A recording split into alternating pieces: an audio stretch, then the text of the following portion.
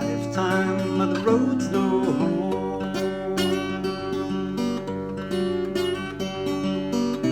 I've been wandering for a lifetime, but the road's no home.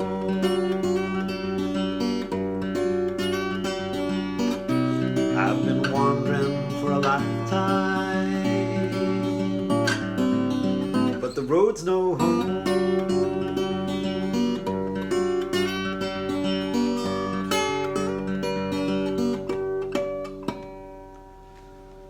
So that's the last few bars of a song that's coming out on an album that I am in the process of recording. Actually, it's at the mixing and mastering stage now, so pretty close. So you can look out for that one. Right, but that's of course, as usual, not what I'm here for. I am here to read you a poem from my book, Small Matters. It's going to crack open the book, talk a little bit about whatever poem it is I find there, and there we go. Let me grab my spectacles. Here we go. Right. Crack open the book, see what we get. Oh gosh. Okay.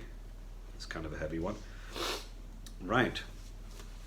Well, freedom. Gosh, what is freedom? And how important is freedom? Well, it seems to be important enough that God gave us freedom, so that's something. Sometimes it seems that we sabotage our own freedom, and I think that might be what this poem is more or less about. It's called Captive Freedom. So, freedom was finally taken captive by other gods more powerful grown, and we, slaves, generations of slaves, slaves to Moloch, who claimed freedom was his sister god. I am the way, he said, but he lied, and we were deceived. For we did not know that freedom, how little did we know her, is a God who must be nourished by goodness and charity, by firm purpose and courage in the face of evil. Thus she is taken captive by other gods more powerful grown. And we, in the face of these gods more powerful grown, in kindness cruel and strong in hate, can now do little but groan, for now we are bound and muted. We may not think or speak words, but only groan and yearn for freedom. Freedom who is bound by those other gods. And all creation groans with us for deliverance of God who is God and has not forgotten. Freedom will not die. She is of a kind that will not be finally quenched. She will be known again one day, when the gods now powerful grown are old and weak, destroyed by their own lies. For God, who is God, has not forgotten.